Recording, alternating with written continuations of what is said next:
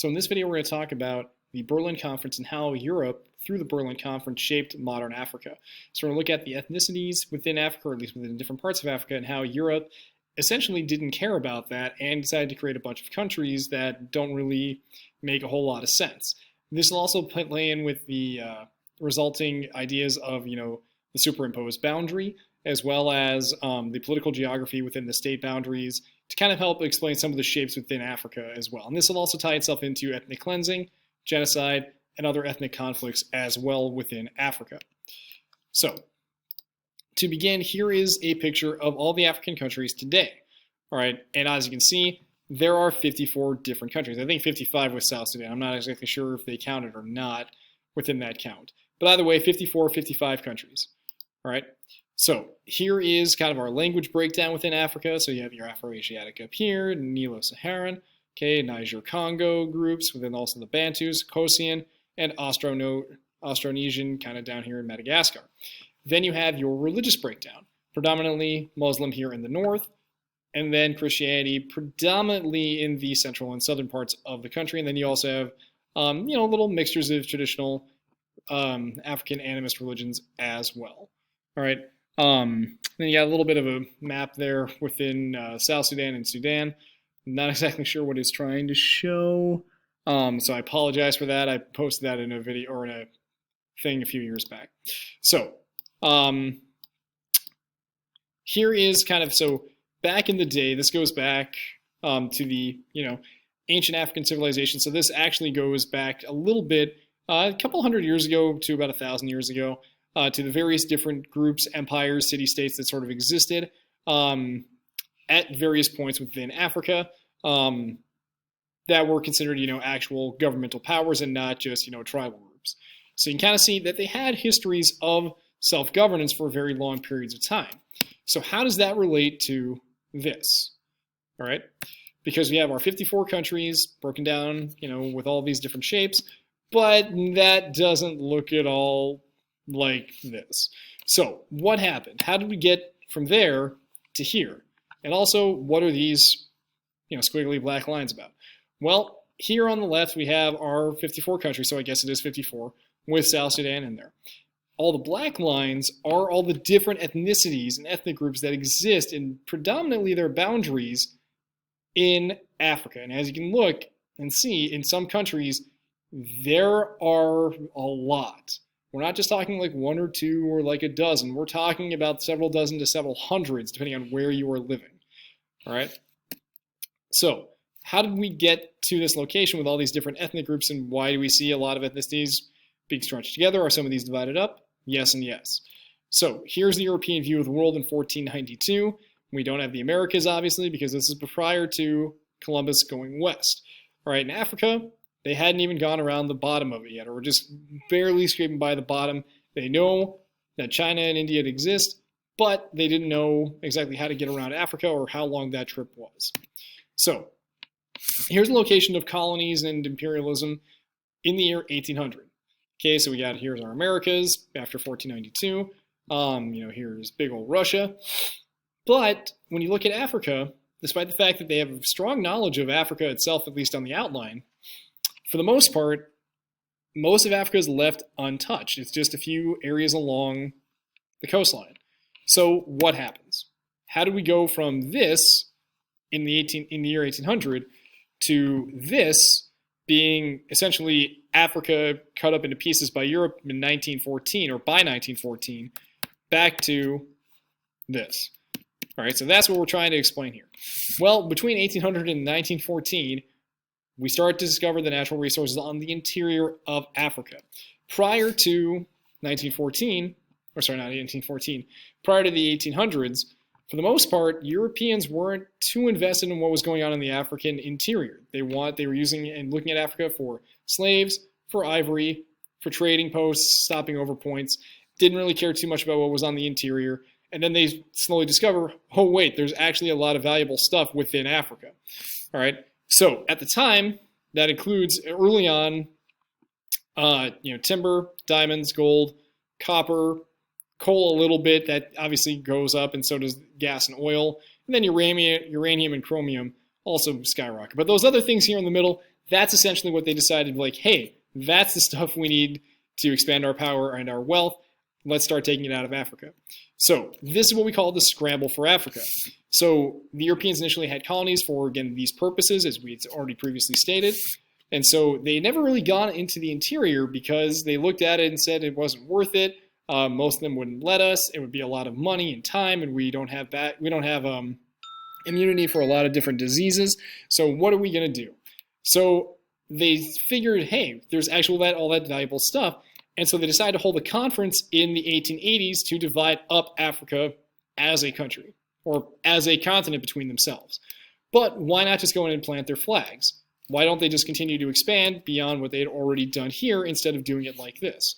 Well, the reason for that becomes they don't want to have violence. They want to avoid going to war. So they said, let's do this like gentlemen and divide up the country as civilized people, or divide up the continent as civilized people. You can kind of see the big grin on my face when I say that. This is the gentleman way, not warfare, even though World War I is just around the corner. It's kind of absolutely ridiculous. And there's a video down here to click on that explains it pretty well too. So the result, okay, they split Africa into these things, partly based on location, partly based on where they had been before with some of their trading posts and some of their partners. Others was like, hey, I want a piece of that and let's get in on it. All right. So what they end up doing is combining, at the same time, they're combining different ethnicities into these regional territories and locations and colonies that had never been under the same jurisdiction or government before. Others, they split up ethnic groups into various different territories. So groups that could be, ethnic groups and families that might, be living along this border. Well, instead of, being together, well, now you're occupied by the British and you're occupied by the Germans, or you're occupied by the Belgians and you're occupied by the French over here.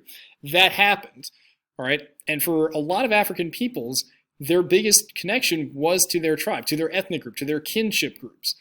And that got a lot of division as a result here. And this led to, in many cases, African groups favoring a lot of people who were more lighter-skinned African, so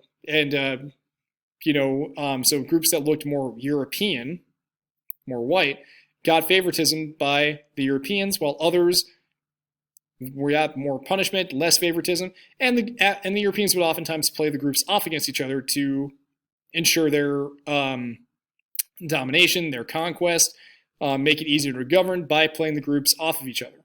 So you have to keep that in mind too. And mind you, all these ethnic groups, or a lot of them anyway, have their own language, religions, customs, forms of government, socioeconomic statuses, treatment of women, all right? And a lot of that just kind of goes out the window. So that's how we get to the beginnings of this division. And then once Europe begins to sort of decolonize Africa, predominantly following World War II, so this is the 40s, 50s, and 60s, and 70s, then we get these mishmashes of countries that are now divided up by predominantly,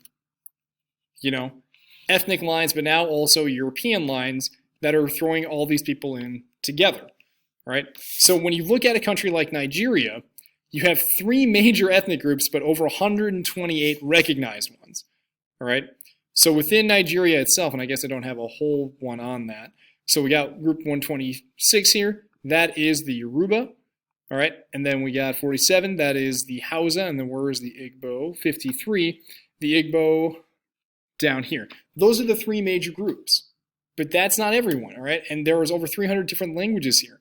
So we talk about centripetal forces. This is why we talk about also the importance of lingua francas to converse between these groups. But at the same time, now you're combining groups that have ethnic tensions and political disunions because now they've been forced to be together, and some of them were treated better, some of them have better access to natural resources, to government funding, that lead to or can lead to potential conflict, and in real cases, actual conflict.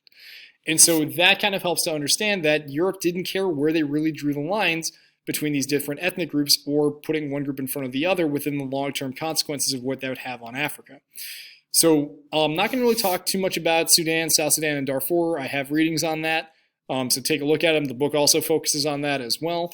But looking here at the idea of Rwanda, also consider this stuff, what the book says, and is there a case for evidence that actually could define, is this real ethnic cleansing and genocide occurring in each area, or is it just ethnic conflict? All right, now within Rwanda, one thing we would do in class, if we had time, we would watch Hotel Rwanda, because it's a really great example of ethnic conflict and kind of, again, within racism, stereotypes, prejudice, long-term effects of colonialism and things like that in the area. All right, and unfortunately, again, we can't do that. Just like, I didn't mention it in one of the previous videos, but within the idea of shadow belt regions, we would have also watched the movie Tangerines, which is about ethnic conflict in the Caucasus Mountains following the fall of communists in the 1990s within the Caucasus regions of Georgia and Abkhazia. Again, these are great case studies within them. So within Rwanda, the only one I'm going to talk about here, very briefly. So you have two ethnic groups here in Rwanda, tiny little country right there, bordering on both Uganda and also Democratic Republic of Congo. So the Hutus are predominantly settlers.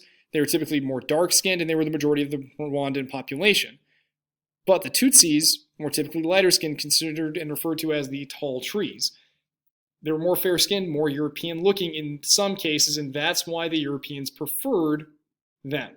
So the Tutsis controlled the country prior to European colonization and treated the Hutus poorly, essentially like slaves or serfs. When the Belgians took over following World War I, because Germany had been in charge previously because of the Berlin Conference, after World War I, one part of Germany's punishment was to give up all of its colonies, Belgium took over and kept the Tutsis in power over the Hutus. So again, now they're getting preferential treatment as a result, or the Tutsis are getting preferential treatment from the Europeans. When they finally gained independence in 1962, the Hutus, being the majority, took control and practiced both ethnic cleansing and genocide throughout the country in retaliation. All right, and many of the Tutsis then fled to nearby Uganda for safety, where there were also more Tutsi people like themselves. In 1990, there was a start of a civil war between the Tutsis and Rwanda, and the Rwandan army for control of the country. There was a peace agreement signed in 1993 that tried to end the violence and split the power between the Hutus and the Tutsis.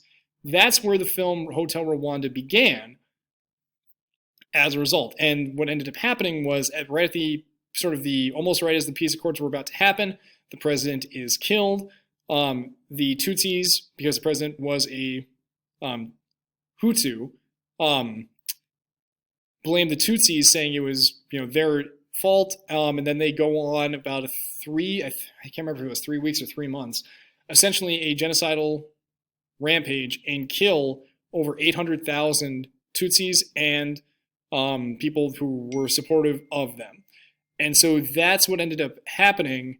And the movie itself takes place, as they're trying as a different part of this big conflict, focusing on that.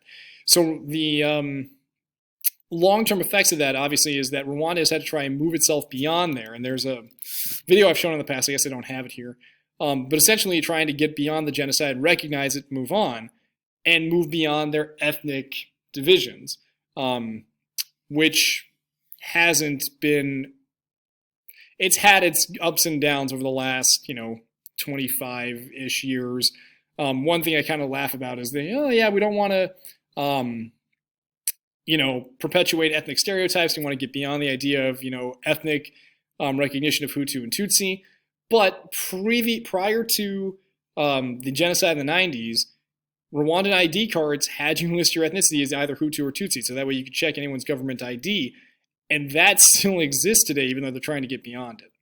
So again, that is something to keep in mind. The book also talks about this as well. But if you've ever known the movie Hotel Rwanda, if you get a chance, check it out. It's well done. It helps a little bit to explain the conflict, but also shed light on what it's like when this turns really horribly within ethnic conflict and genocide.